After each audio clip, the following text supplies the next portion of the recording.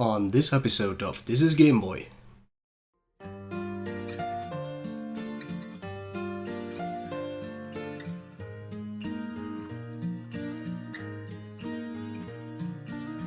Once there was this cat that had a magic bag that turned to many different things, and when his girl got kidnapped, he went onto a perilous journey. The Profscoons tried to stop him, tried to smash him so hard.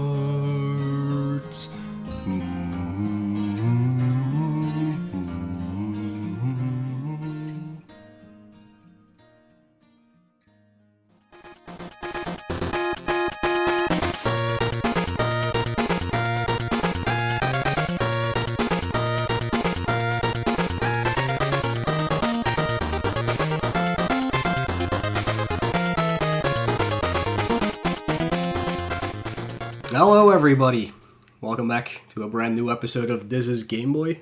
Wow, that intro, huh? That was sure something.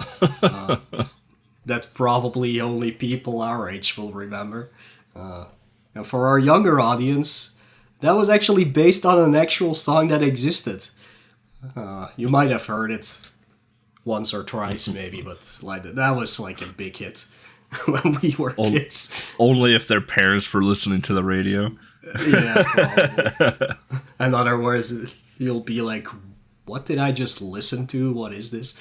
But yeah. So yeah, we're back again with a full episode. My apologies if I sound a little bit like a large plant-eating domesticated mammal with solid hooves and a flowing mane and tail used for riding, racing, and to carry and pull loads. But I've had a cold for like the past week, so my throat is still a little bit infected by it, I guess. But well, that was a mouthful right there. Yeah. I'm not gonna explain that joke. I hope everybody got it. Yeah, I wasn't the only one sick. EBC here was sick as well. I was. We were supposed to record last weekend to get this episode out, I guess, quote unquote, on time. But yeah, no, I was sick for, I don't know, 6-7 days. Like I still have a little little frogginess in me. So yeah. So yeah, we might sound a little bit more. Well, I would sound a little more deep voiced. You already have like a deeper voice than me anyway, so. But yeah. So yeah, while we were sick, we were playing games, of course, because what else can you do? Sometimes. So yeah. So let's see what you've been up to, EBC. Most recently, I checked out the Game Boy Compo games that just came out a couple days ago.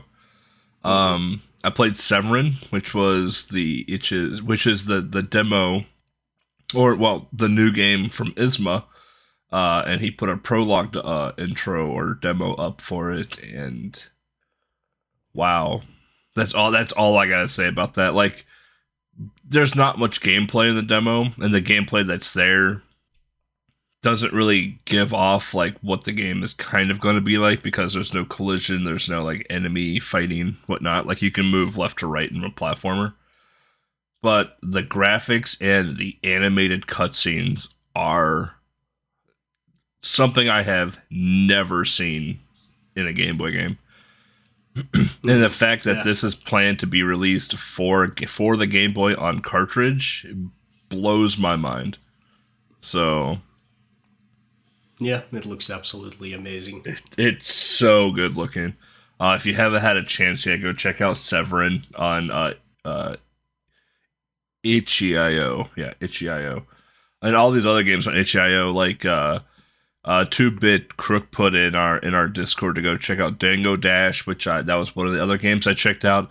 Super cute game, really fun game. I kind of want them to continue the game and like make it a bigger thing and actually make a release out of it, because it is actually a really cool game. So and then just a few others.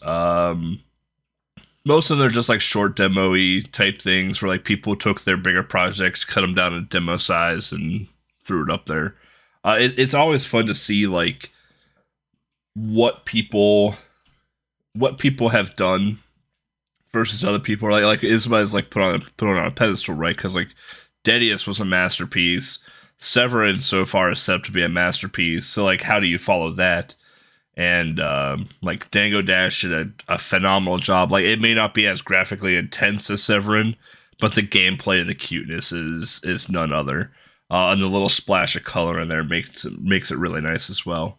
So this is interesting to see like all of these like people use different softwares like actual GBDK, the Alpha Studio 3, like Game Boy Studio 2, which is still technically in beta, and whatever else they can come up with. So it's always fun to see that, and always interesting to see the ideas that do come from it.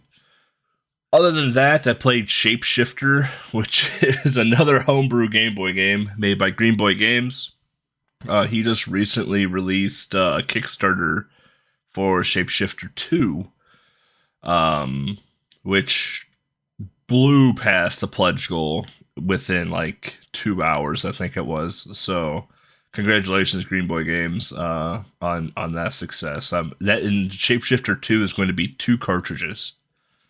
So that's going to be a large game I'm really excited for.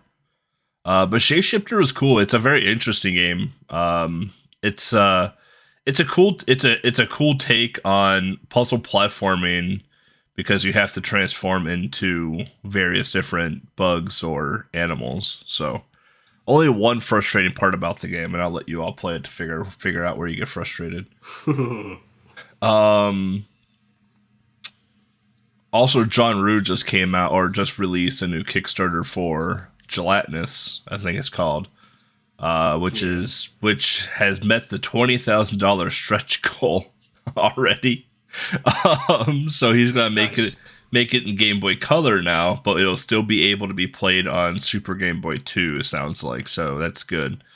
And if you don't know who John Rue is the creator of Quest Arrest. Or Arrest Quest, or I think it's Quest Arrest. Really fun Pokemon-style game where turn-based combat, just like in Pokemon, where you're a detective and you need to figure out who's robbing the bank. Really cute game. Definitely worth a play.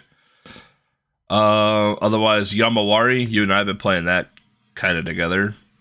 Mm-hmm, yeah. Interesting game so far, we'll just say that. WoW Classic, obviously. Burning Crusade Phase 2 just came out a couple weeks ago. New World, a brand new MMO, came out a couple days ago, so I've been playing that with some friends. Dedia speedruns, and I played Lucky Luke, which is a European exclusive Game Boy game. And that game is fun. The music in it is pretty comical. The graphics are comical, but man, are the auto scrollers frustrating. Yeah, there are a few of them in there. Yeah. From what I remember. It's been a while since I played that game. The game has a password system where you just get one password. The game makes literally no sense at all when it comes to its like save feature. Yeah, it's weird because like when you look at the other games, they have like, and with the other games I mean from Gonzalez's studio, like Smurfs and and Spirou and Tintin, they have like at least 2 or 3 passwords, like every 4 stages usually. Lucky Luke was like I was playing through Lucky Luke, and like before I start a game, I always go through like the options and whatnot. I'm like, oh, there's a password system, cool.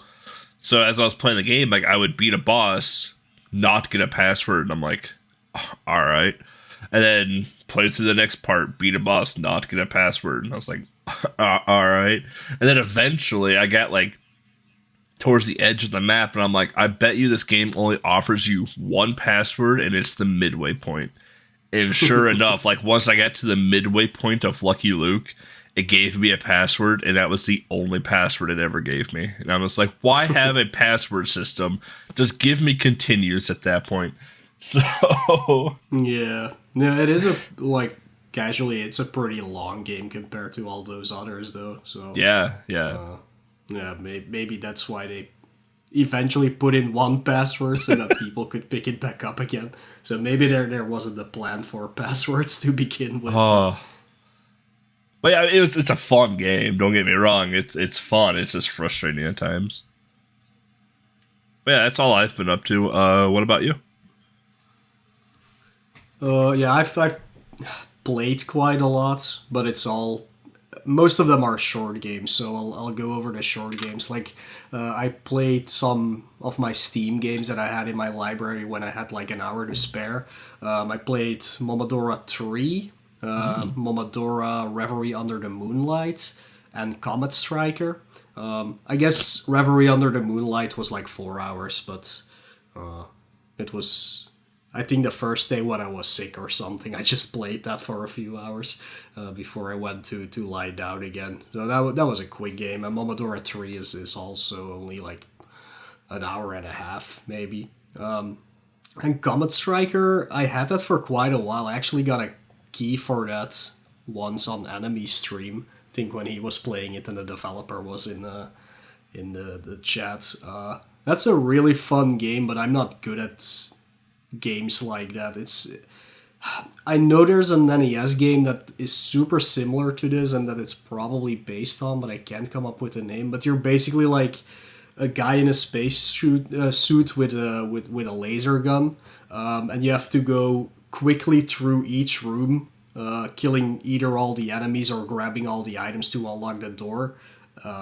And then you get to the boss. You have to do it like as fast as you can. Like you are timed constantly. But yeah, I can't come up with the name of that NES game. But it's super fun, and I can see a lot of people who are really good at those games have a lot of fun with this. Because it does reward you for being super fast. And I just played it on normal difficulty, and there's even more difficulties, but check that out. Like, it's hard to explain the game, but if you see it, you immediately will recognize the NES game I'm talking about, probably. I played a few Game Boy games, not that many, sadly, and again, they were all, well, this one might not be so short, but I played 2 Japanese exclusive games. I picked those myself because nobody ever picks those when I'm raffling on my stream. So I played Ponta to Hinako no Shinduchu Yutuhen. I have no idea what that means, but it's a very cool concept. You're playing as a maybe raccoon that has a little bird friend, and the bird friend needs to find his mother again. And the way this game plays is just like a normal platformer, but you control the raccoon, if it even is a raccoon, I don't know. But you can let the bird fly and grab items that you wouldn't be able to get and things like that, which is a really cool concept, but they didn't really put much effort into it, so it comes out as a very mediocre platformer that you can basically beat in half an hour the first time, and then you get the bad ending, and then you see there's a scoreboard, which is not a scoreboard but actually a time-based board, and if you beat the first place, which is I think 15 minutes, you get the best ending. So it's kind of like a game already made for speedrunning, way before speedrunning was officially a thing, which is pretty cool. But it's not a great game, but I really like the concept of it, at least. And the second game I played for Game Boy was Sorryuko Kid. UK Kid? Sorry. Kid Clown. it's Kid Clown. And probably nobody knows what Kid Clown is, but this is Crazy Castle 3. So what we know as Bugs Bunny Crazy Castle, but this is the third one. 3 only came out on Game Boy Color, but this is the Japanese version, which came out on Game Boy. And we're never going to do an episode on that. There's plenty of videos out there on the internet about the entire licensing thing about the Crazy Castle games. But yeah, this is Bugs Bunny's Crazy Castle 3, and I really, really enjoyed this one. It has a lot more to offer than 1, at least. I haven't played 2 yet. And it was a pretty long game. It's like 4.5 hours or something that it took me. Oh wow. Yeah, and it's I think it's 15 times 4 plus 1 level. So it's 4 worlds and then an extra stage at the end. And you get a password for each stage. It even remembers how many lives you got. But it's simple enough that you don't really need lives. And I'm pretty sure it also has unlimited continues, just like Crazy Castle 1. I also played some Super Nintendo games. I played through Super Mario RPG and Kirby's Dream Land 3. Oh, I'm sorry. Which I enjoyed more than the previous time I played it. Through Dreamland 3, that is. Like, Super Mario RPG is great. Yeah, it's a great game. Yeah, but yeah, Dreamland 3 is definitely still my least favorite of the trilogy. Yep. Because it just plays so slow.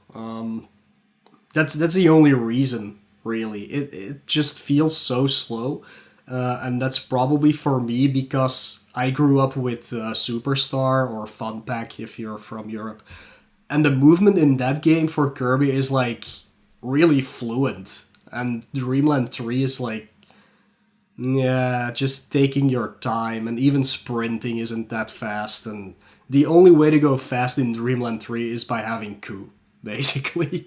Like, then you can speed through the game. But besides that, it's a pretty cool game. I like that each stage has its own quote-unquote puzzle that you have to solve to get an item to unlock the final stage.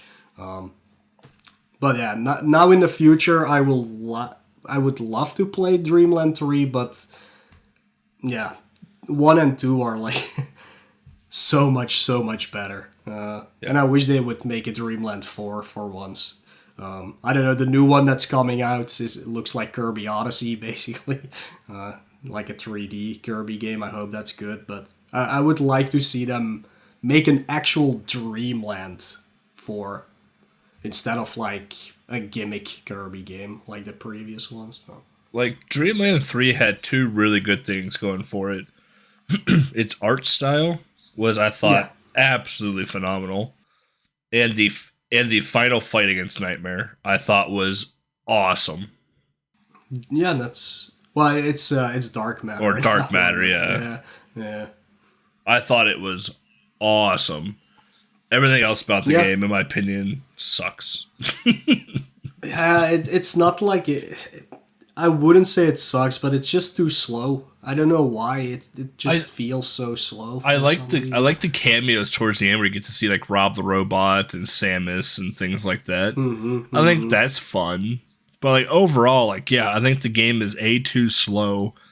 Like it I don't know what audience they were going for at all. Like it seems like they wanted to do something new with Kirby, but like they just missed the mark on it because like Dreamland 3 is like the 5th Kirby game to come out, you know, aside from the spin-off. So you had like by this time you've had Adventure, Dreamland 1, Dreamland 2, you know, Pinball, Block Ball, Star Stacker, Superstar, I believe, because I think Dreamland 3 was the last one of the last NES games to come out. Yes. So you had all these other Kirbys already like structured, put into play, and making a ton of money. But then they came out with Dreamland 3, which is like, I don't know, it just felt very different than the others. It just wasn't, it didn't feel as responsive for a Kirby game as the other Kirbys were. So, yeah, and don't get me started about Star Allies. Like, Star Allies is a garbage game. You can't convince me otherwise. I was okay with that game, but I don't super like it either. I'm skeptical about Kirby Odyssey. We'll see what happens with that. But Star Allies, like you have opinions, and if you like Star Allies, that's your opinion. Just know that there's like 3 abilities in the entire game, and the only reason that they're quote unquote different is because you get different elements. There's still 3 abilities, not 12. 3, and it's boring. I don't even remember that game, so yeah, like I remember enjoying it, but not like being impressed or anything. Yeah. The only redeeming factor of that game was being able to play as other Kirby characters in the franchise. That was the only redeeming mark of that game, in my opinion. Oh, poor Star Allies. Garbage. Alright. Alright, let's see my list, what I haven't said yet. I was finally able to get to the end of Hades. Nice. For once. And since then, I've actually gotten to the end 5 times, so... yeah, it's like any other roguelike or roguelite. So once you finish it, you know what to do, basically, and then it gets quote-unquote easier to do it, so... It's a fun game. Same goes for this one. Yeah, it's really fun. Like, I sometimes just play it for, like, an hour or two. But what I really like about Hades is, like, you always feel like you're making progress, at least. Yep. They did that very well. Like, Binding of Isaac doesn't do it as well as Hades, in my opinion. But Hades is really fun. Probably also because it has a story that keeps building further and further. Well, so does Binding of Isaac. Well, with like Hades, like you have the base story, right, where you're you gotta go against Hades and get out of hell. But so like you have that ever evolving story as the further you progress through the game or beating the game or whatever. But you also have the story also evolves based off of like your reputation, quote unquote, with the other gods, like Zeus and I forgot Tyr and all those other people. Like the story evolves even based off of them as well too, and then the story evolves even more like the more furniture and the more stuff you added into your home base. Like there's just so many like moving elements to it that it keeps bringing you back because there's such an evolution, there's such a revolving door to the story with this. It's like, yeah, it's a dungeon like, and at the end of the day, like you go from point A to point B with upgrades throughout the game, but the actual story is actually really interesting throughout the entire thing. Yeah, and like the art style is amazing, the music is amazing. It just plays very well. I'm playing the Switch version, which might be I don't know. Like performance-wise, maybe a little bit less, but it's such a fluent game. I love playing it. So, and you don't feel bad when you die in this game either. It's comical actually when you die. Yeah. Well, yeah, I use the shield a lot in that game. That's my go-to weapon. I don't have a go-to weapon actually. I switch it up every single run. I always go with the one that gives you the most bonuses at that point. And that keeps it fresh for me as well, like, instead of just always trying the same thing. But yeah, those are my adventures in Hades. But speaking of killing gods, I've also finally played God of War 2018, as it's called, the latest one. I absolutely enjoyed this game. I did not think I was going to, because 1, it's an open world game, and 2, it's like the way I saw it, at least, because I didn't watch people play it or anything. The way I saw it was like, how do you call that? When there's always another person with you that you have to like protect and things like that. Like an escort? Yeah, indeed, it looked like a big escort mission type of game, which it's not. It's totally not, actually. So I was really glad for that. And it is open world, but it's open world done well for me. Yes, you can go explore places, but all those places are basically small stages. Like, it's not like this huge thing where you can just do whatever you want to do. It's really like, oh, you go to this place, this is like its own thing, where you can figure things out. Maybe you don't have the right tool yet to do everything, but you can at least explore this little part of the world and see what you can get. And I think they did that very well. Like, I never felt lost in this game, as I have with a lot of open world games where I'm like, I don't know where to go. There's too much to do. Like, I didn't have that with this, so that was really cool. I'm not that much into Norse mythology, so a lot of the things they are referencing I don't know much about. Like, basically all I know is Odin and Thor. Like, all the rest I have no idea what what's going on. So that doesn't speak to me that much, but the reveal at the end, like just one stupid thing that they say like at the end was like mind-blowing to me. Like I did not see that coming, so that was really cool. Yeah, amazing game. I'm looking forward to playing Ragnarok whenever that comes out, and I hope it stays in the same vein, that it doesn't go to open world, because then I would absolutely not love it. But that being said, I still enjoy the older God of War games more, because they're more my type of game, just a hack and slash. Plus, like the Greek gods I'm more familiar with those, I guess. So the story spoke more to me. But this is a really good sequel, at least. I definitely recommend it if you haven't played it. Yeah, but I would also recommend playing the other 5 that came. 5? 6? Yeah, actually, something like that. Yeah, it's 6 that came before this. So yeah. An amazing game. I like that the new God of War 2018 deviated from the Chaos Blades and went with the axe. Like I thought, like at first I didn't like that at all. I'm like, where are my Chaos Blades? You know, because that's what God of War is, right? Like you play God of War, you whip around basically daggers on a chain and just go to town. And I was like, where are my Chaos Blades? And I'm like, I don't want this axe. I want to spin around in a circle and whip blades around me. But the axe grows on you pretty quick, and it's actually a really cool weapon in the game.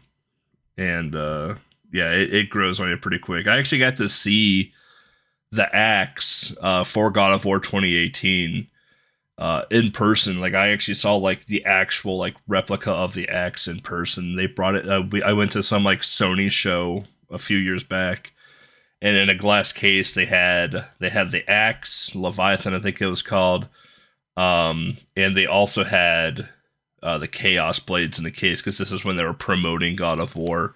And this axe, like in person, is pretty large. I have pictures of it. I'll put it in Discord. It's actually a pretty large axe, and I'm like, wow, that thing. I wish I could hold it. Probably weighs a ton as well. Probably, yeah. Like yeah. I like and like for the Chaos Blades, I actually have Chaos Blades on my shelf over there, because I wouldn't say God of War is my favorite franchise, but it's definitely a franchise I adore. I mean, we grew up with it, you know, with PS2, so. Yeah, I don't know why I waited so long to play this one. I just recently bought it. But yeah, it took me a while to get it. I don't know why. Probably just because I read It's Open World and I was like, oh, don't do this to me, please. But yeah, it's all fine. This is perfectly fine with me. Like, one of my favorite things about the makers of God of War 2, Santa Monica Studios, is that they put no DLC that I can recall in God of War. Like they're pretty. I wouldn't say they're anti DLC, but like they're like most of their games don't have it at all. Like they actually put out a full published game, you know, for a AAA title, which is rare, sadly, these days. So, I'm excited to see what they do with Ragnarok as well. Yeah, absolutely, and what they will do after that, because they already said, like, very recently, Ragnarok will be the last one about Norse mythology. It has to be. That's what Ragnarok is. True, yeah, but they wanted to make 3 actually, but yeah, it's gonna be 2, because they didn't want people to wait 15 years for the entire story, basically. I'm looking forward to what they're gonna do after, and they already hinted towards it. If you played this God of War, kind of what it's gonna be about, probably. But I'm just waiting until he goes against like Christian gods and things like that. There's still not really a game that does that, and that would be that's a risky subject right there. Risky for sure, but it would be. I mean, Dante's Inferno did it, but yeah. Plus, all those gods are not even Christian to begin True. with. They're based on older gods anyways. But yeah, anyways, moving on. I've also just played The Evil Within 2.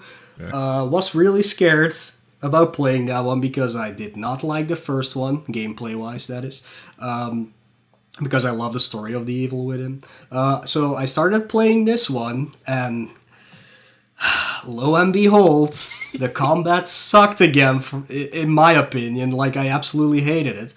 But if Bethesda ever has done anything good lately, for some reason you can like link up your PSN with a Bethesda account for this game, and you can enable cheats, like one-hit kills, invincibility, and unlimited sprinting. You can Wow. you can do, and yeah. I'm not even sad I did it, but I played it with the cheats on, and I absolutely loved the game. I could enjoy running around in the game. I could enjoy not caring about the combat and dying every 2 seconds, because that's what this game is. You die every 2 seconds, and I absolutely hate it. And I could just enjoy the story, which I did again. It's such a great story, but the gameplay is just... Well, the combat is just god-awful. Was it one-hit kills for bosses, too? Yes. Which was funny the first time I figured that out. Well, not all bosses, but yeah, a lot of them. But I turned it off for a few of the bosses, actually, to see them, but I was still invincible, so it didn't really matter to me. But yeah, I absolutely enjoyed the story of this game. I would recommend anybody who wants to play The Evil Within, both games. The first one doesn't have cheats, sadly, but play it on casual. Because that's the only way to enjoy this game, in my opinion. And I know there's probably a lot of people who are gonna not agree with me, but I played on normal and I got hit twice and I died. Like, that is not fun at all for me. I mean, I've played plenty of survival horror games, but this is an action game with survival horror elements that don't work. So, yeah. See, So, yeah, same consensus for the entire The Evil Within series. Play it on casual and enjoy it, because the story is actually really good. yeah, I played the first one and had the exact same issues you did. I was like, the story is interesting, but the gameplay is awful. Like, bad. So then when Evil Within 2 came out, like, I bought it because, you know, that's what I do. And I didn't play it all. It's still sitting on the shelf collecting dust. And I think I was watching Emily play it. Okay. And for like one of her spoopy streams. I think I was watching her play Evil Within 2, and I was watching her play it. I'm just like, the story is interesting, but watching that combat, it, like, frustrates me, like, to no extreme. I'm like, I am not going to play the game at all. Yeah, maybe I'll I play have this with lying cheats. around since release. Yeah, maybe with I'll cheats, play with cheats. Yeah, I could, or on casual, one of the two. I don't know. They screwed it up in the first one, and I don't know how they did it again in the second one. Like, they want you to sneak kill, but sneak killing is so boring, you don't want to do it for a long time. Like, it's not Metal Gear Solid, you know, where it actually is fun to sneak around. No, you are constantly trying to avoid anything, and once something has seen you, it hits you twice and it's game over. And it's like, yeah, no, that's not that's not fun at all. But yeah, those are my gripes with The Evil Within. Yeah, story-wise, great game, at least. And the last thing I'm playing currently for Spooptober is Castlevania Circle of the Moon. Everybody knows this game. True.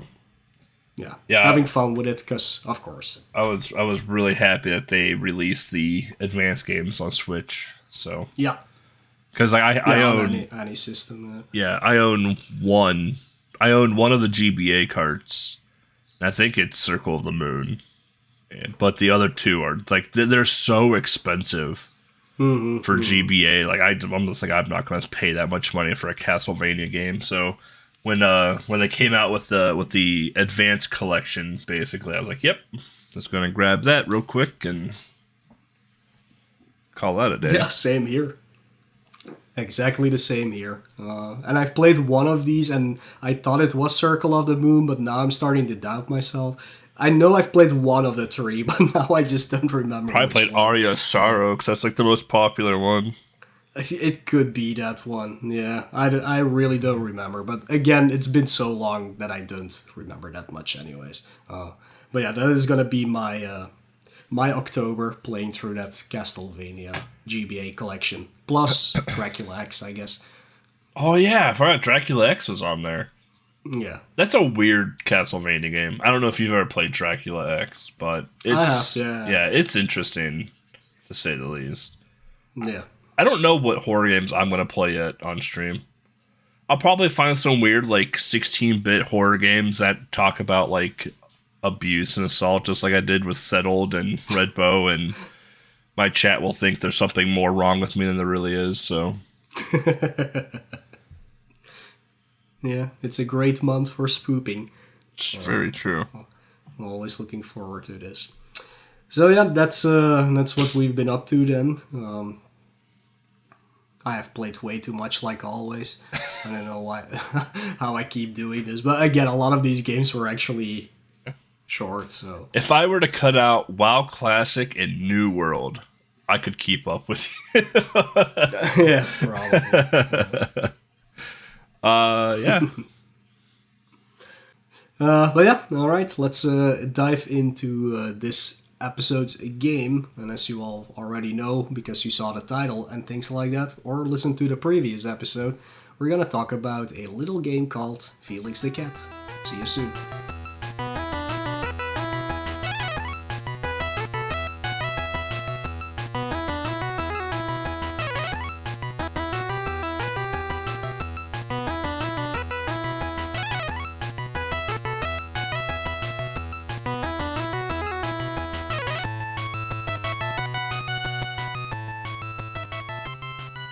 Alright, welcome back everybody. So let's dive a little bit into Felix the Cat. Very short history about Felix. Everybody knows Felix the Cat, basically. It's one of the most recognized cartoon characters that ever got invented. Came out way before Mickey Mouse and things like that even, or Steamboat Willie, as it was called then. But yeah, this started as one of those silent cartoons back in 1919. So that makes him 102 years old already. Yeah. Wow, that's crazy. But yeah, he appeared first as a cat named Master Tom in the cartoon Feline Follies. You can watch it on YouTube if you want. It's pretty impressive for that time, but like nowadays it doesn't feel impressive, of course. But I think it's like a 4-minute silent cartoon, so yeah. No voice acting, but just like the in-between text that appear on the screen. But yeah, it was definitely very impressive. But yeah, it was so successful that they picked it up for other animations and cartoons and cartoons like in written cartoons, I mean, or drawn cartoons. And they renamed the cat Felix. And some people claim that it's after the Latin word for cat, Felis, or the other Latin word Felix, happy, because he's always a happy cat. But the creator, I think, he said he named him after the Australia Felix. And that's something from Australian history and literature. But yeah, this guy has appeared in many different things throughout all the years. And I think most of us will know him from, was it in the late 80s, begin 90s, when he had his defining cartoon, for us at least, where he had his magical bag and other. Oh yeah, I think that was the David Collin iteration. But yeah, like Pat Sullivan's from Australia in this game, or the game. the character originated from Australia, so I think I'd believe the Australian lore more than the Latin lore.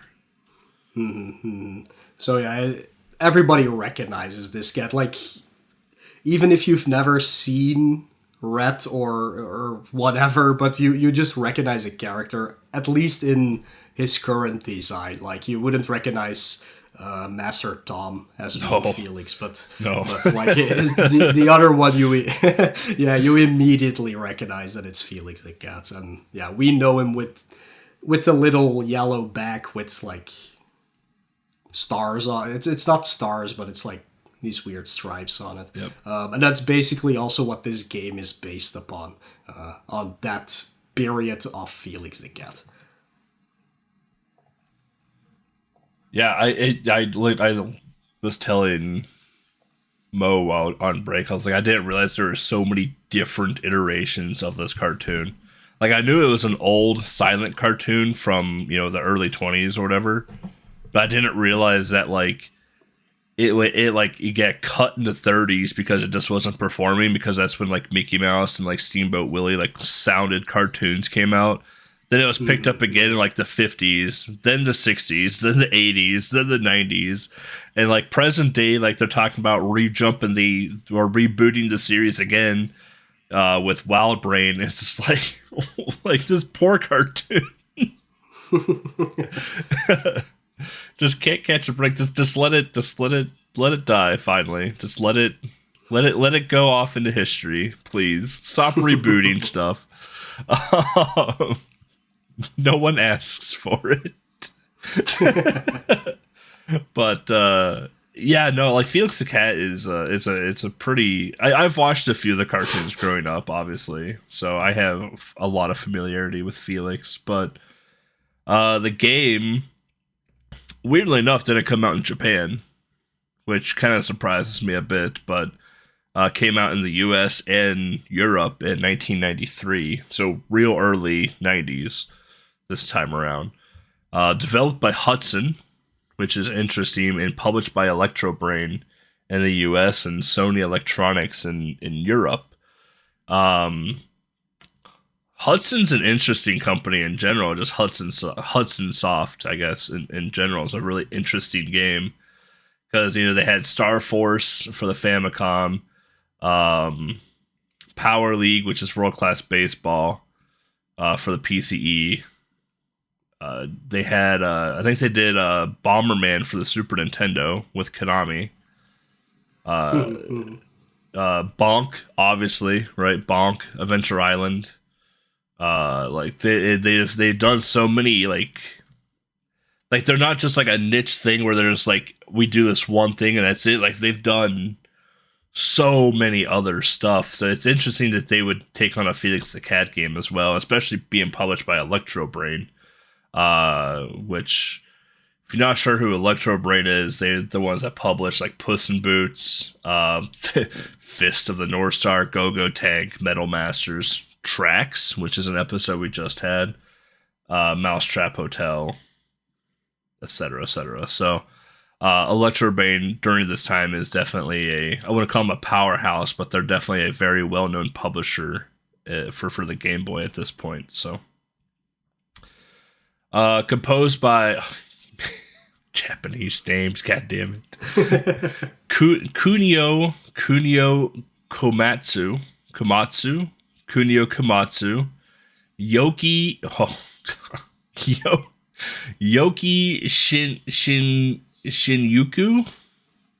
Shinjuku. There we go. That's something like that. That's the best we're getting on that one. Oh man, I love pronouncing Japanese games. But Yoki Shinjuku, from what you and I both know, anyway, from what we can find, is responsible for Felix the Cat, not only just for the Game Boy, but also the NES. And then Kunio Komatsu did Bonk 3 for the Turbo Graphics, or the PCE, whatever you want to call it. Obviously, the two Felix games, and then another game called Quiz Marugato The World 2 Time Machine ni Onagai, which is a PC Engine CD-ROM 2 game developed and published by Atlas. Maybe we can ask Lat Mackey to play it for us one of these days. It's a good idea. Yeah. It's probably not translated as it's a quiz game, but probably not. And this game is a pretty basic platformer, so yeah. Plot-wise, you've heard my amazing song at the start, which literally set the plot. But I'll read you the little thing from the manual, which we do have. We actually have 2 versions of the manual. The European one, the UKV one, so the United Kingdom one and the American one. They have the same story at least, so that isn't changed. The sly professor has kidnapped Kitty and is taking her far away. He wants the incredible magic bag of tricks from Felix. Felix can't rescue his girlfriend. Who knows what the professor will do? Luckily, Felix still has the magic bag. You must use the awesome powers of this item to the fullest if you want to rescue Kitty and save the day. Yeah, that's the plot. Very simple. It's a very deep story. Yeah. We've never heard that one before. Indeed. Every retro game story, just at base level is you're the boyfriend, you're the husband, you're the love interest. Go save the girl. Yeah. Zelda, Mario, anything. Even True Lies, kinda. Yeah, you had to save your daughter. You had to save your daughter at the end. She was on the wing of the jet. Yeah, you had to save your daughter. Yeah. Not Last Action Hero, I guess. No. Cliffhanger? No. Gameplay. This is a really basic game. Even on NES, it's really basic. D-pad moves, A jumps, B attacks. You don't have many buttons to choose from on the Game Boy, so. The interesting about this game is that it uses something called Felix Tokens. It's these little circles with Felix's head on them. And they're everywhere. Like, they are just spread across the levels. They are literally everywhere. 5 of them gives you milk to refill your stand bar. 10 gives you a transformation heart, which we'll talk about in a minute. And 100 gives you an extra life. Now, for the transformation, so once you collect 10 of these... Ouch.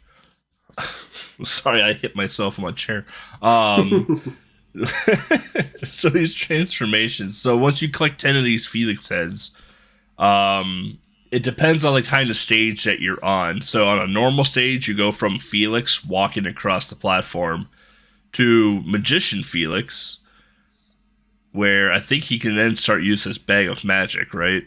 If I remember correctly. You use your staff as an attack. That's what it was, yeah. Yeah. Normal Felix uses a boxing glove that's on a spring, basically, as an attack, yeah.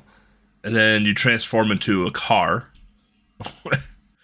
Banishing Racer at this point. And then once you add the car, you go into the tank, which is ultimately the one that you want the most. Because this does a decent chunk of damage to bosses at the end of stages. However, if you get hit in any of these transformations, you lose that transformation, and you downgrade to the one previous. So if you were a tank, you go down to car to magician to Felix, and Felix to 6 feet under. When you go into flying stages, you start off with the umbrella, then transforms into a hot air balloon, which then transforms into a plane. And then if you're in a water stage, you go from a rubber boat to a dolphin. Makes sense. Yeah. And that only has one extra transformation. There's only one of these stages as well, actually. So Yeah. And then underwater stage, you get the scuba gear, which turns into a turtle, which then turns into a submarine. So interesting transformation there. You go from technology to nothing to big technology. And then space, you're just a spaceship.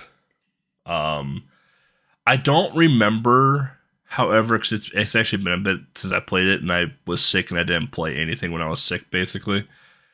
When you go to the next stage, like if you went from normal to flying, your power-ups don't carry over, right? Do you start from base 1, or do your power-ups do carry over? I don't remember that.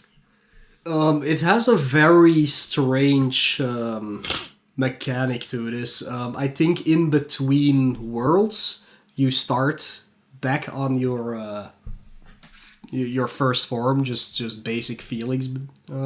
But like each stage is split up into 2 parts basically, and it kind of depends on how many tokens you picked up. Not even which transformation you're in, but more or less, how many tokens you picked up. You can start with a better upgrade in the next part of the stage. It's really weird how it works. Like there's no real rhyme or reason to it. Usually you will end up with the best upgrade in between stages because you probably have been picking up all these tokens anyways. All right. Yeah. So diving into stages, we're not going to like deep dive into the stages, I don't think. Just a brief overview. There's not really that much to say about the stages themselves besides where they take place and what you can expect.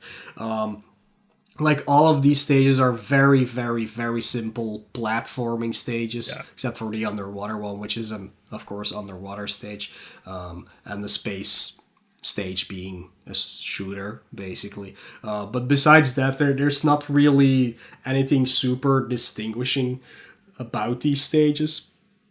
Even the enemies are just things you could expect in that kind of environment. Like there's no real special enemies. It's like here's a turtle, here's a tree, here's I don't know, like a jellyfish. Like it's all pretty simple. Like there's no extravagant things out there. No. So yeah, it's easier to just go through the stages real quick and talk a little bit more about the boss, maybe. Yeah. One funny thing about the game, I'm just like quick looking over like some of my stuff, is that the Felix tokens don't look happy at all. Like they're like this sad looking cat of a token, which is really depressing. but yeah, like what Mo said, like this game in itself is a very basic platformer at its roots, and that's just how the game was. So stage 1 is the forest. So you have 2 normal platforming stages in this one.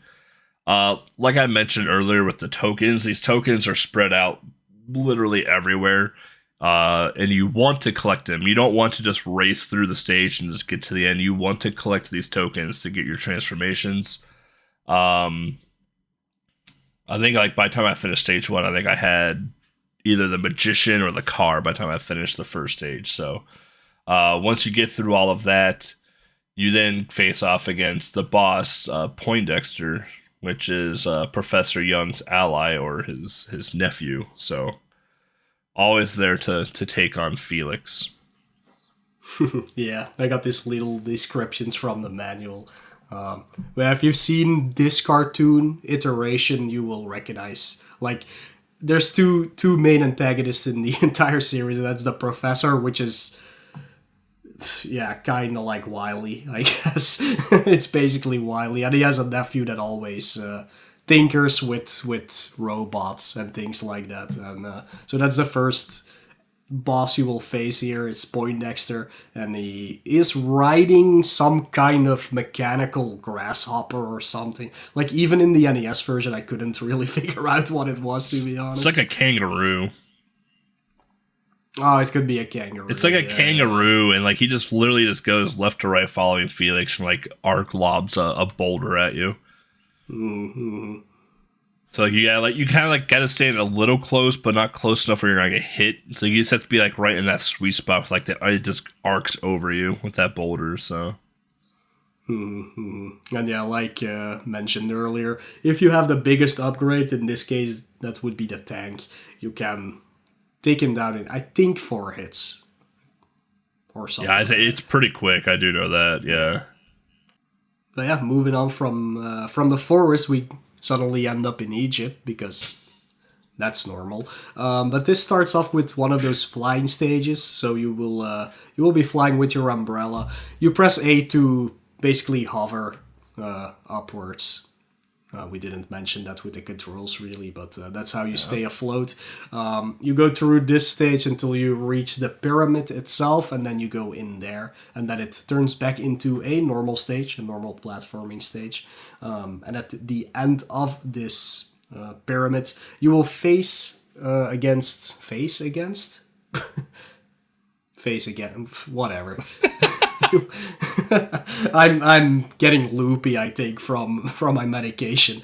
You will come across Rock Bottom, which is a dock mobster, I believe, in the cartoon. Yep. And he will be trying to get you on his trusty pogo stick while shooting his comically large gun, I guess. That's what he does. Yeah.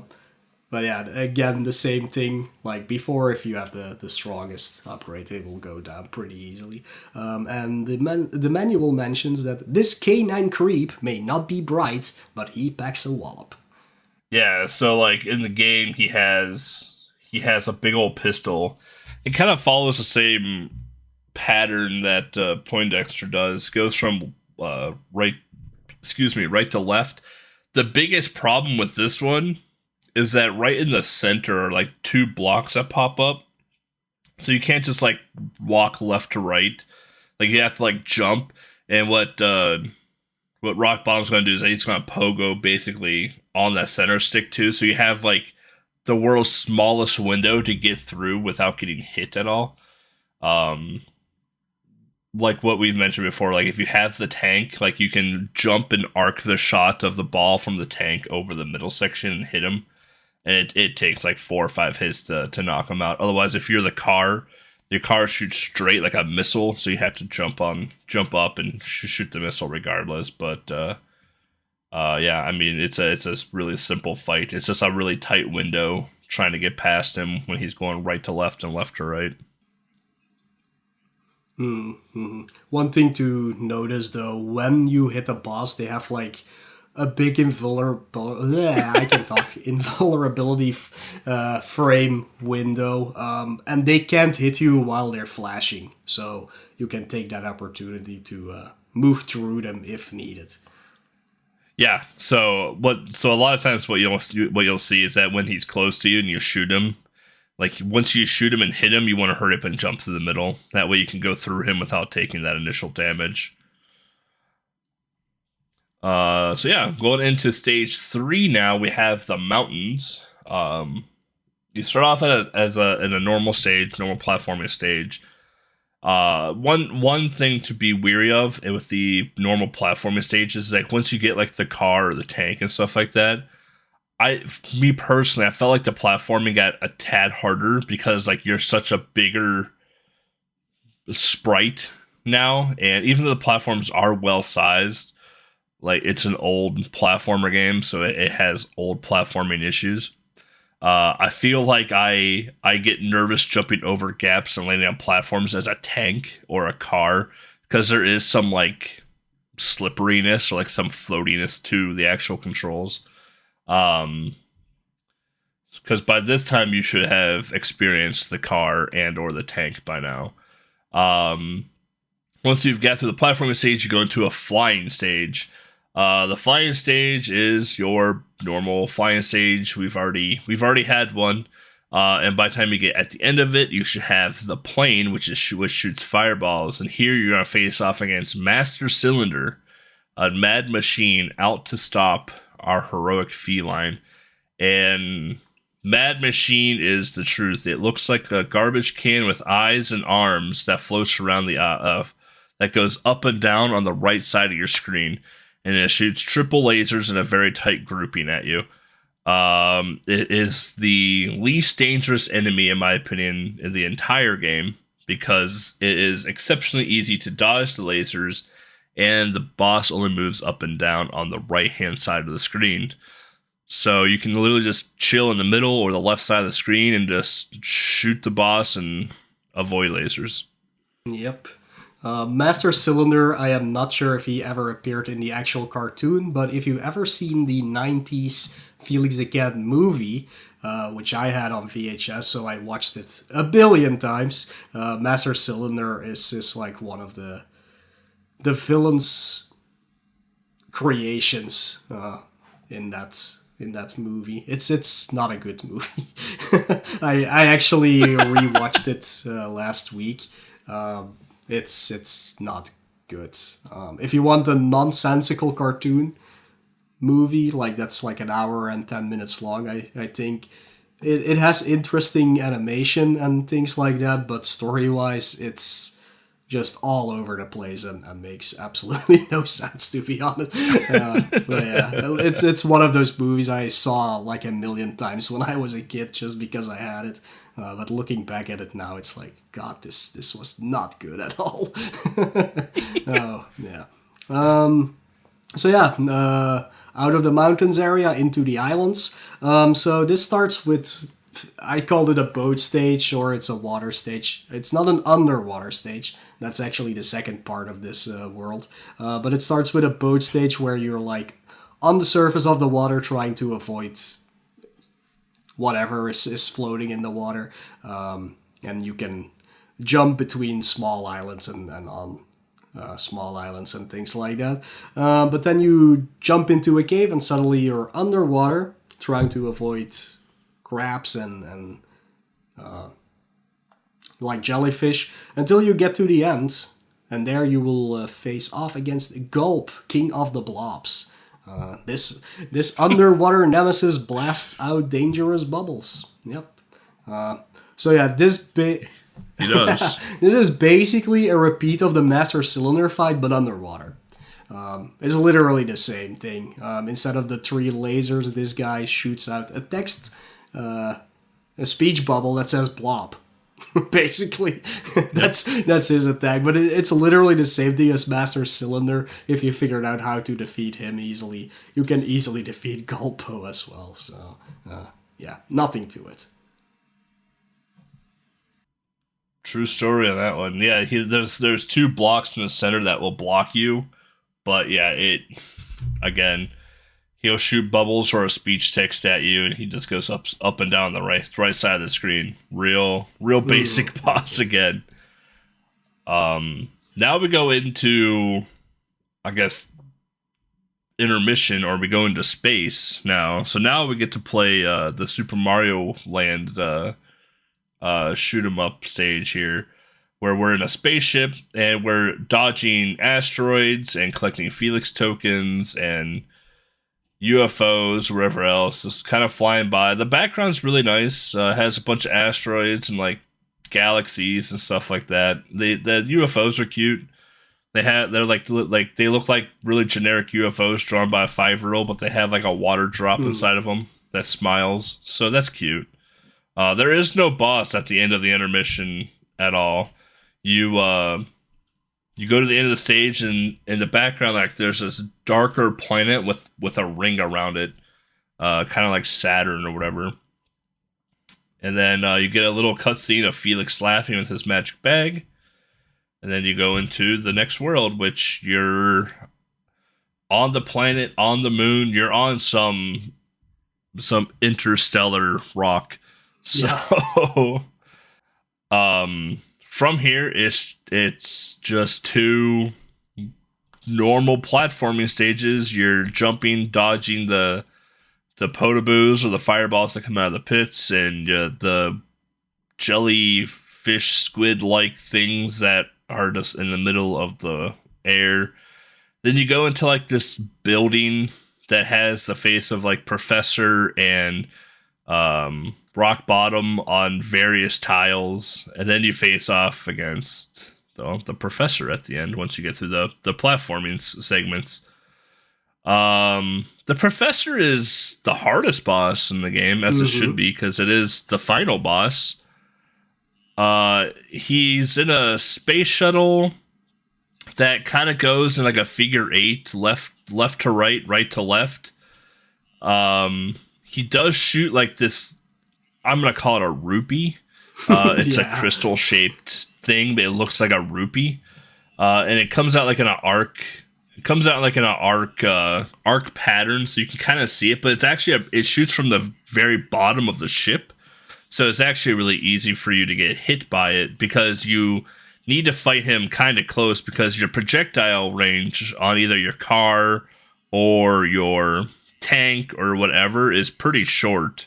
So you gotta be kind of close to the Professor to fight him. But it takes more than 4 hits to kill him as well. It takes quite a few hits, and you actually have a pretty big screen to work with as well. But yeah, once you take down the Professor, you've beat the game, and you go and save Kitty, who is tied up, and you get the end screen at the end, and that's it. And that is indeed the game. Yeah, I always compare this fight to a very simple Wily capsule fight, because I mean it's literally based on the same principle. It's like he already looks like Wily from Mega Man, and he's in his little spaceship. So like, it's just a Wily fight, but a very, very simple one. But yeah, it does take a lot more hits than all the other bosses for sure. Dr. Wily. Yeah, I mean it's the hardest boss. Like, it's still an easy boss, but it's the hardest. It has the most mechanic to it out of all the other bosses. So yeah, that's basically the entirety of Felix the Cat for Game Boy. It's only 10 stages, or 11 if you count that space part with it. You fly through this game pretty easily. Because it is so short. And it's also a very easy game to begin with. One thing we didn't mention, there are these big magic bags that you can find spread throughout the level. Those take you to a bonus quote-unquote screen where you can just collect a lot of Felix tokens. But in 2 stages, you can actually use them to skip part of the stage because they have like a different exit. You can always look out for those to make the game even more easy, I guess. True. With a lot more hit points. Yeah. Yeah, so diving into the cover art for this game. So the cover art for Felix in US and Europe is the same. There's very small alterations based off of like the publisher.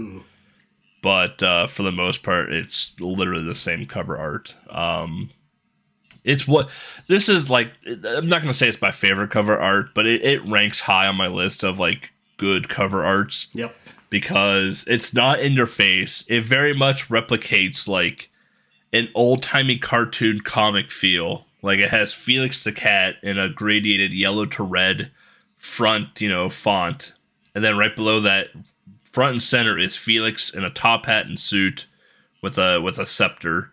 Be like, hey, I'm Felix, And then in the background, and then next to him is his bag of magic, his magical bag.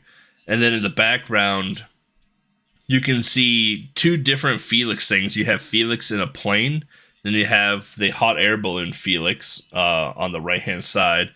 And on the left-hand side where the Felix the plane is, like below him is like volcanoes and like cannons and stuff like that. And then on the right-hand side where the hot air balloon Felix is, you have like these birds, a tank, and in pyramids. So it kind of like replicates a little bit of like what's in the game as well too. But it's really simple. Like there's not a ton in there, and then from the ground up, it like gradiates into like this pink and blue to just show off the sky. It's nothing like what Knight's Quest was, where like every inch of pixel was just something different or anything of that matter at all. It's just, here's a Felix the Cat cover. Let's just show who Felix the Cat is, and I think they knocked it out of the park. Yeah, I absolutely agree. Like, this is definitely also one of my quote unquote favorites. It just shows what it is and nothing more. And it's not too busy. Just the bottom of the screen is filled up, but the top is perfectly fine. And yeah, I'm pretty sure I got this game as a kid just because of the cover alone. Yeah, this definitely speaks to kids immediately. Because it's all very jaunty, but still like attractive, because like, oh, what's going on with the tank and with the cannons and things like that. But yeah, it just shows off the main character and a few things that are in the game, so that's basically all you need.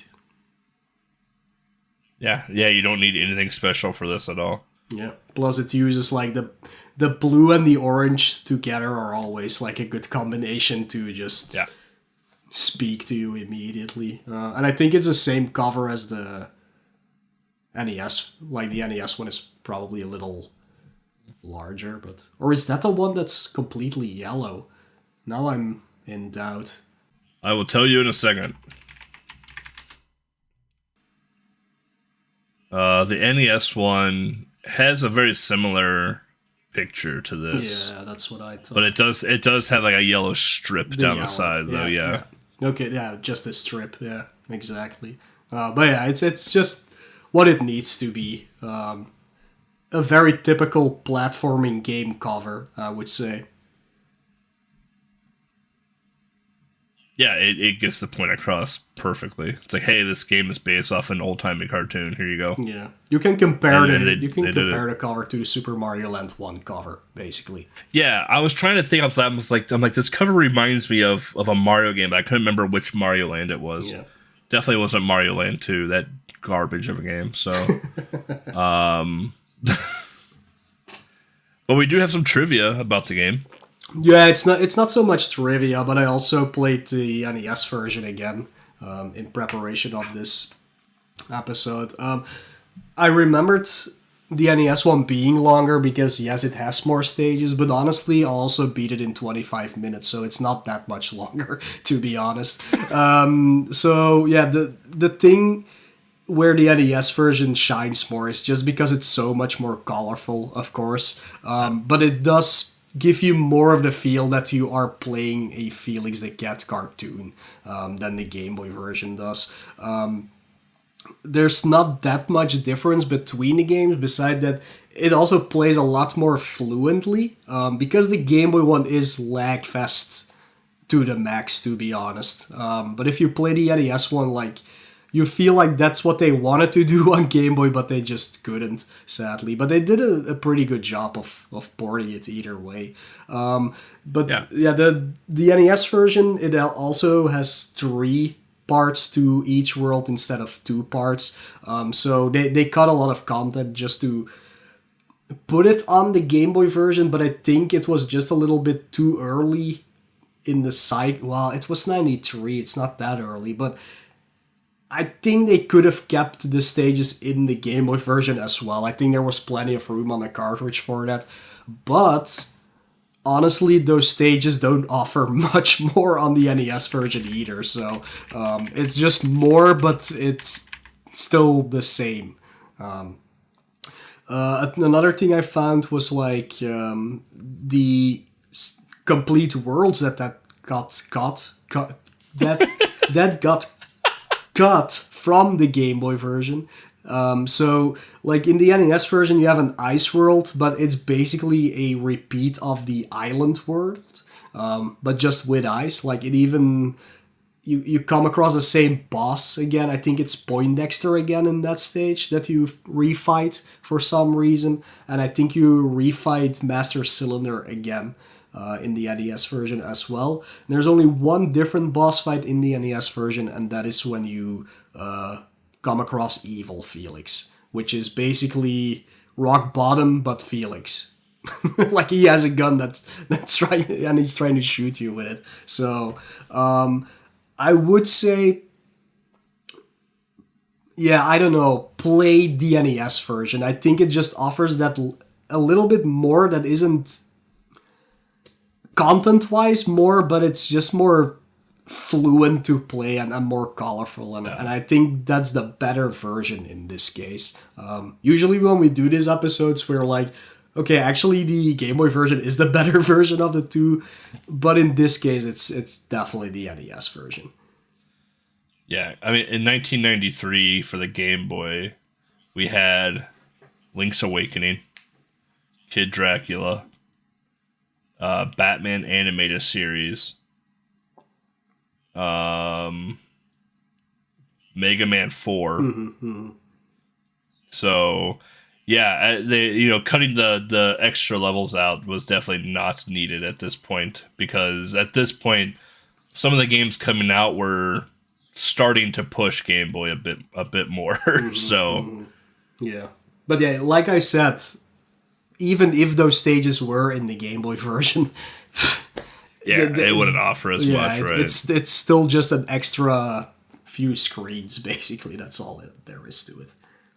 But it would have made it longer. True. By like 5 minutes. By like 5 minutes, indeed.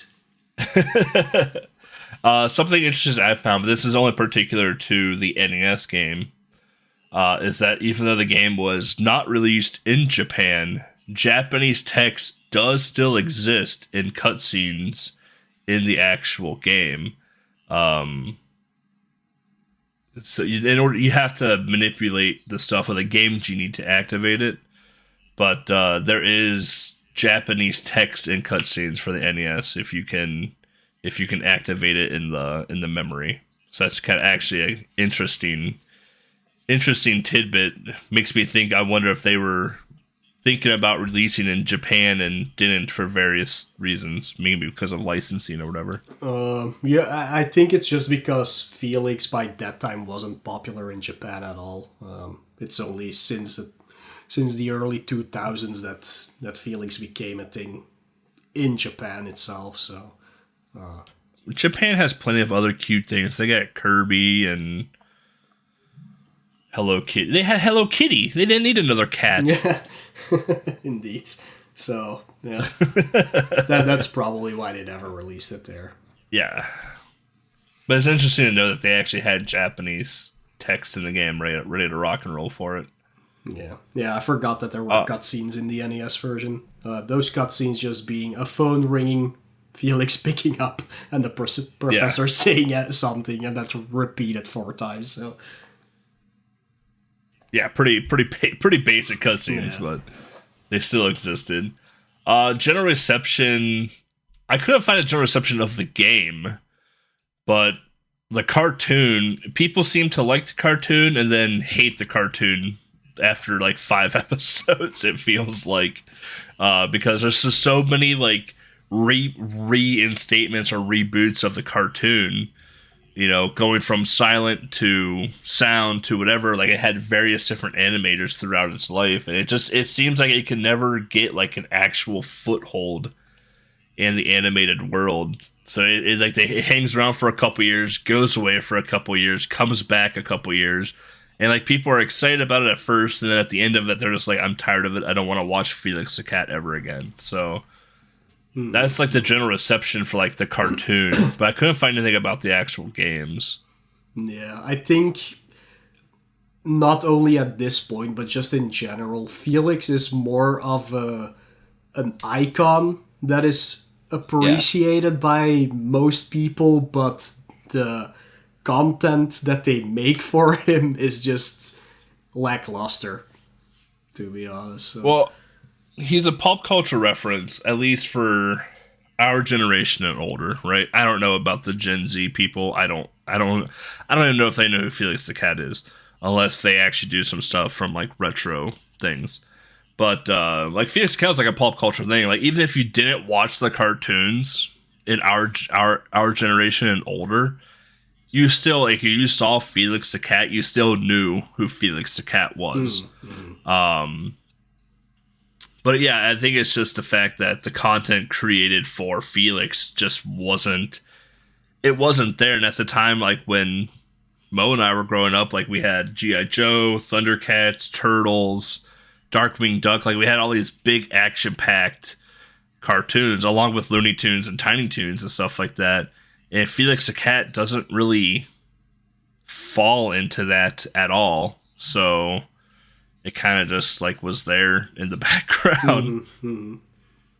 Yeah, besides the movie, I don't think I've ever seen the cartoon. I don't think they ever broadcasted it here. Besides Baby Felix, I remember that, but that was for toddlers anyway. So I mean, I don't think I ever saw Baby Felix. So that's definitely something I didn't grow up with, but I knew who he was because I had the game immediately when I was a kid. Plus, I also have one comic book of him. Like it was kind of like Garfield, at least during that period. It was like a 3 panel comic, so I have one book of that with a lot of them in it. But yeah, those I like. I think those are really funny. But I mean, for kids, they are funny at least. It was like the Garfield and Peanuts like comic strips, something like that. So yeah, that was fun. But besides that, I didn't grow up with the cartoons or anything. So it's interesting that you didn't have the cartoons, but you had the game. Yeah. Weird. Europe is weird. Well, at least they didn't broadcast it on Belgian television. Like I don't know. Maybe on German and French television they did, but... Huh. Yeah. Couldn't imagine a French Felix. That'd be awful to listen to. Or a German Felix even, too, would be a rough one to listen to, but... yeah, we're gonna take another short break here. When we come back, we'll give you some thoughts, our own personal thoughts of the game and our history behind it. So stay tuned.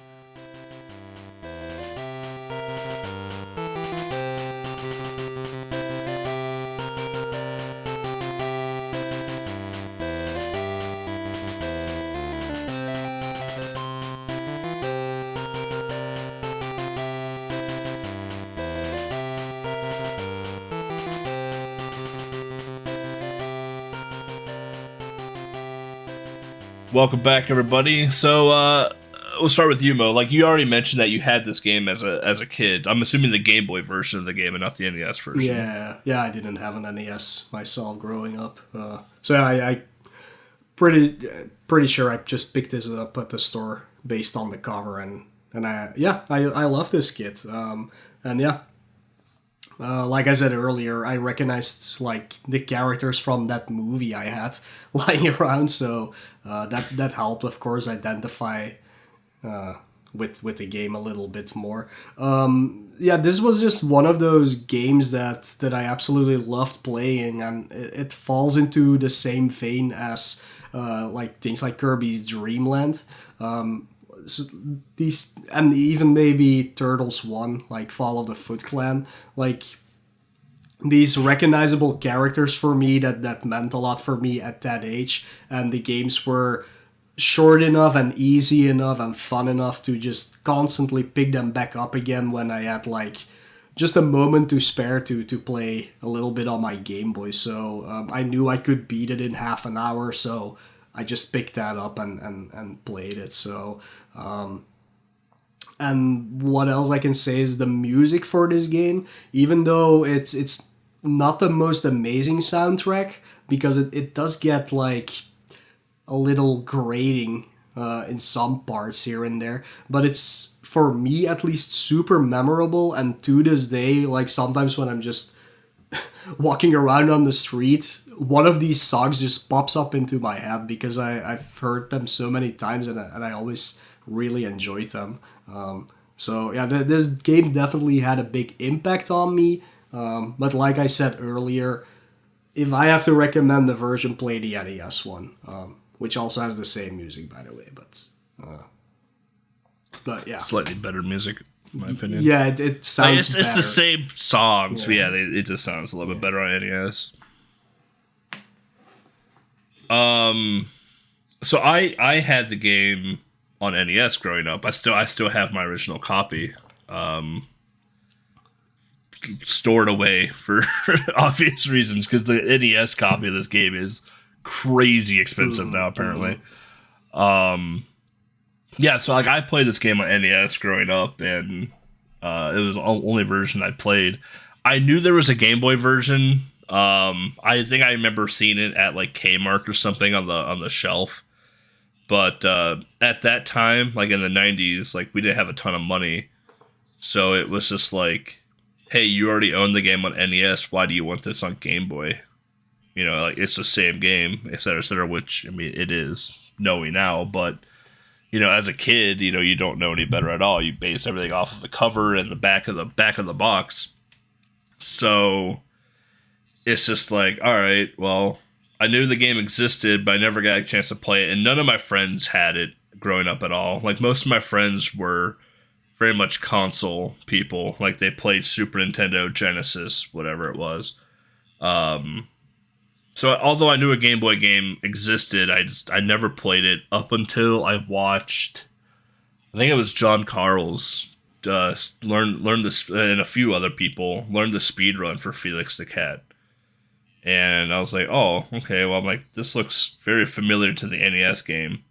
And then I popped it in for Game Boy Adventure and played it, and I was like, oh, wow, this is almost spot on to the NES game, and it was just a bit shorter. Like, I beat it in my first playthrough. Like, I don't think I died. If I died, like, I died once. And I was like, wow, this is a pretty short game, but it was a pretty enjoyable game, at least. So I was a bit surprised. I was like, oh, it's a very short game, like, compared to, like, Dreamland. But it offered a bit more than Dreamland, so I was pleasantly surprised with it at that point. But yeah, no, the game lagged atrociously, though. The game definitely suffers from frame rate issues in certain areas. And it's crazy to think about, too, because honestly, there aren't that many things on the screen. Like, in a given playthrough, like, you may have, 4 or 5 Felix tokens, but only like 1 or 2 enemies on the screen, and you're not shooting constantly at all. So it's kind of weird just to see like the actual frame rate issues in that game compared to like something like Solar Striker or Zas or something more around that time frame where there's like a bunch of stuff on the screen, but it doesn't lag that bad. And yeah, I don't know. Yeah, I think one of the biggest issues that causes lag in this game is that all of the transformations for Felix are very animated. Like, your sprite has so many animations running at the same time that I think it just causes lag throughout. Like, for example, if you're in the plane, like, not only is the propeller spinning constantly, but Felix's eyes are moving constantly as well. And in the tank, like, you bop up and down, like Felix himself bops up and down in the tank, but the tank itself also has like a bopping motion to it. I think that didn't work as well on the Game Boy, or they couldn't program it well. Because yeah, otherwise there's not that much on the screen, but no. It's enough to it's enough to make the game run at a crawl sometimes. Yeah, though. I think it's just Felix's animation itself that causes the issue, because they are very well animated. Surprisingly. Yeah. The enemies not that much, but yeah, Felix himself is very well done, at least. Yeah.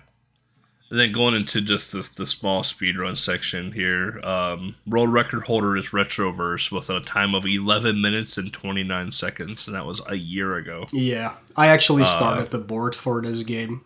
This was one of those few games I picked up at the start when I started speedrunning. Like this one and Kung Fu Master that I talked about before, and like all these games I knew from my childhood that I knew were beatable in like 20 minutes. And this was one of them that I picked up. And then John Carl's was a second one who started running it. This is a very simple speed running game because there's just not much to it. It's all just routing out the tokens basically so you have the best upgrade when you come to the boss, and that's it. And the only way to improve this speed run at this point is lag reduction.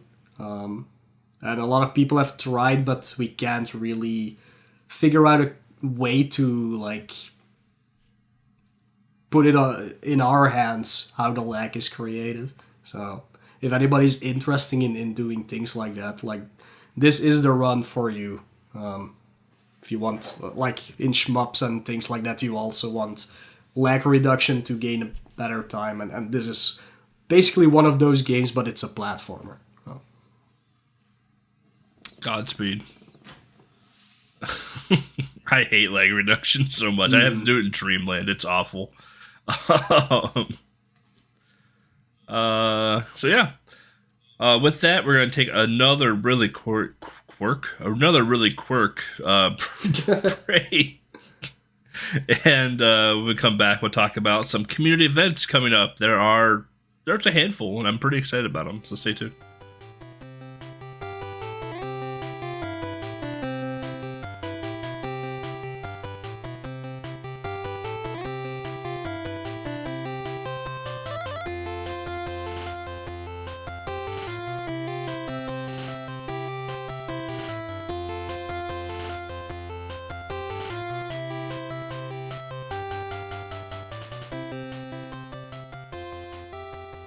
All right, welcome back, everybody.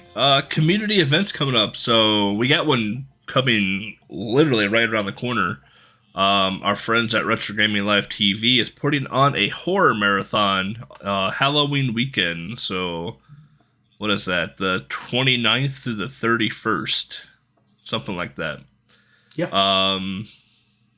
So this marathon is nothing but spooky retro games.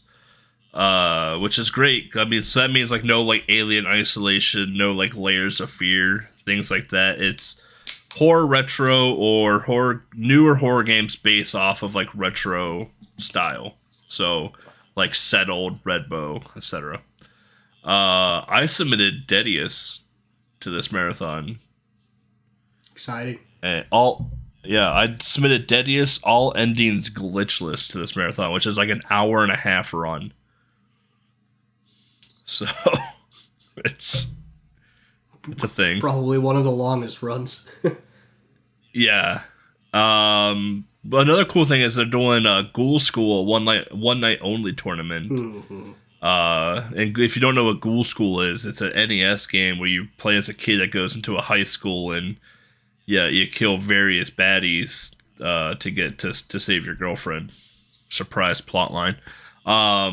But the game is atrociously broken to the point where you get something and you clip into the background, you stay into the background the entire game, do like a pixel perfect jump, and basically go to the final boss, and you're invulnerable. You can't be hurt at all, and you just kill the final boss with a sandwich and save your girlfriend. It's like a 7-8 minute run. And I actually signed up. I actually signed up for that tournament. That is the first tournament I have signed up for in like 3 or 4 years. So I used to run Ghoul School a long time ago. So I was like, you know what? Maybe I'll de-rust the NES controller and we'll do some Ghoul School de-rusting on stream soon. Nice. Yeah. And then Power Up of Pride Winter Edition will be coming up December 3rd through December 5th. Those submissions just recently closed. Game Goyles Episode 2 will be happening November 19th through November 21st. Those submissions are also closed. And Awesome Games Done Quick, or AGDQ 2022, will be happening January 9th through January 16th. I think those submissions might still be open now, but they might be closed when this episode is released. Yeah, so probably. Unsure on that one. I submitted Shaq Fu Game Boy to that. Again. Again. Again. It's gotta get in one of these GDQs, okay? It's gotta happen, and it's going to be awesome. I cannot wait to run Shaq Fu in front of hundreds of thousands of people just spitting Shaq facts. It's gonna be so good. The flavor text I put in for Shaq Fu is pretty awesome too. So like when you submit a game to GDQ, you have to give copy or like a description of the game, right? My description of Shaq Fu Game Boy was the ultimate in fighting game. Shaq Fu offers the experience of a lifetime on the best-selling handheld, the Game Boy. My public visibility is still an X because I don't think they want the world to see that I submitted Shaq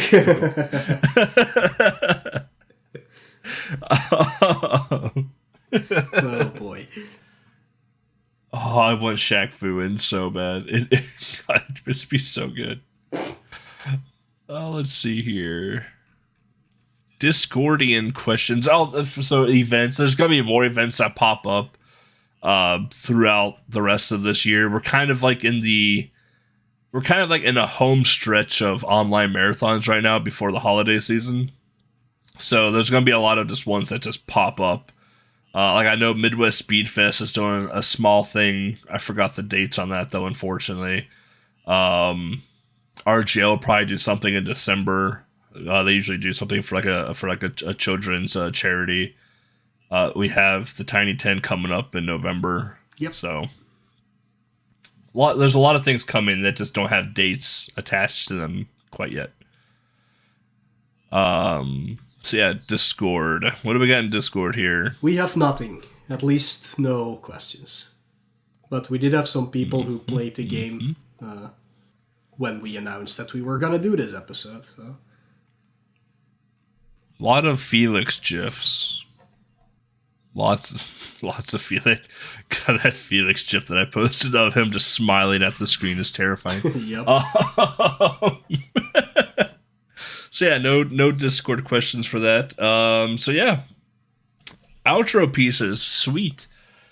I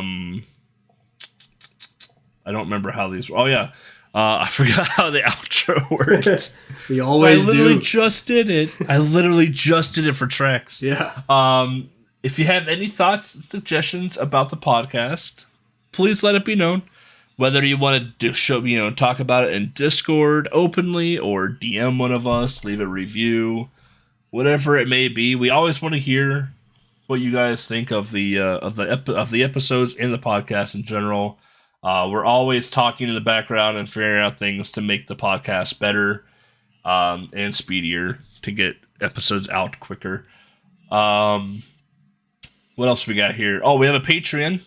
So if you want to support the podcast, almost a stream.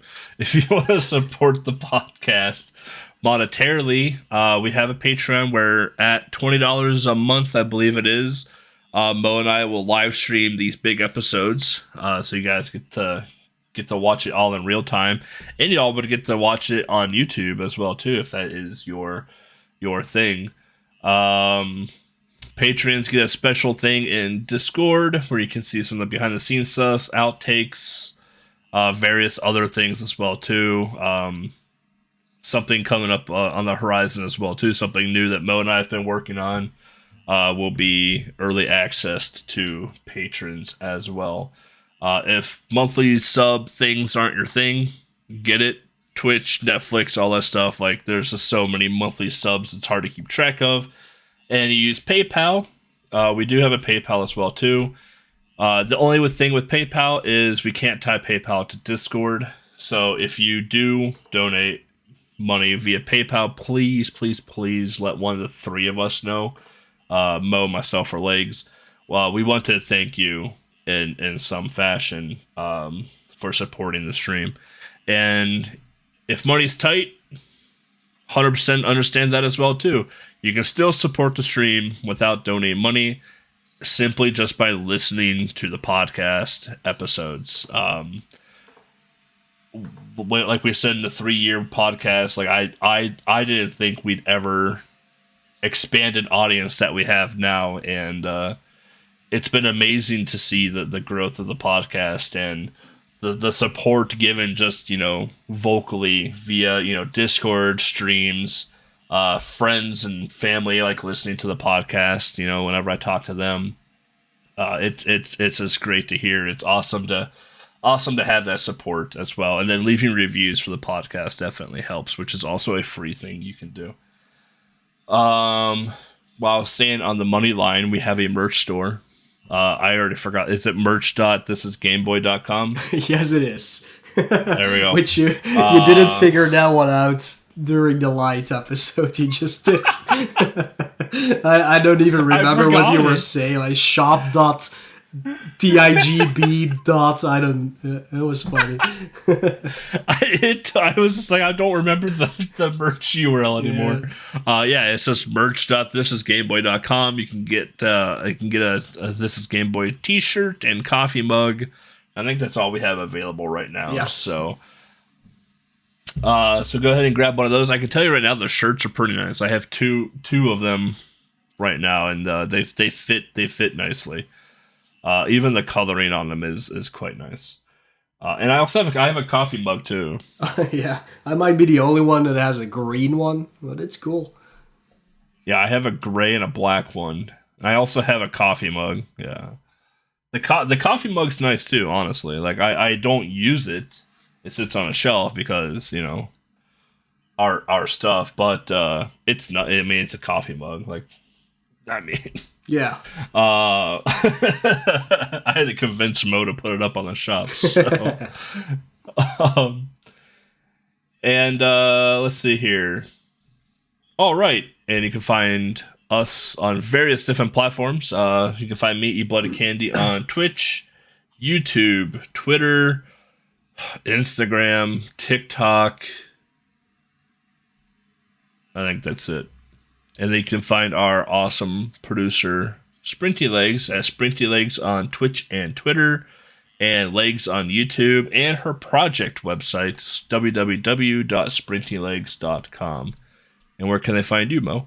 You can find me on Twitch, Twitter, YouTube, and Instagram, all with the same tag, Moelle, which is spelled Moelleuh.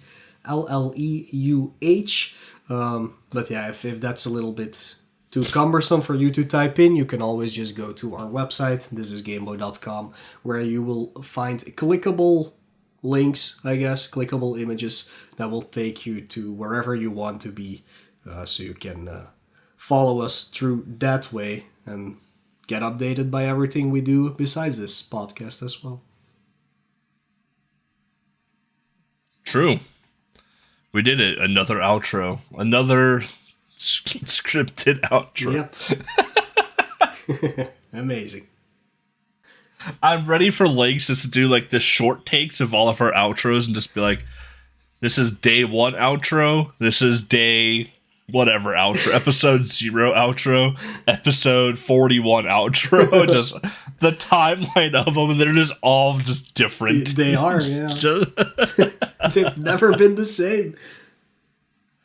No, we don't ever pre-record outros, so we just do it on the fly. So yeah, the next time you hear from us, we're going to talk about Donkey Kong Land 1. Mm-hmm. Where Mo and I have very different opinions, again, about a game. Well, I mean, we do have different opinions, but this one is very different, I would say. Very different. So that's very something to look forward to. It's been a while since we had definitely a clash of interests within a game. Yeah. I think also somebody might have wanted more. Like, we just asked in the Discord if there were any games that people would love to hear about. And yes, this is a more popular game, which we usually don't do. But I think it's time we do this one. It's gonna be an interesting conversation for sure. It will be a conversation, that is for sure. All right, well, until next time, ta-ta. See you all later.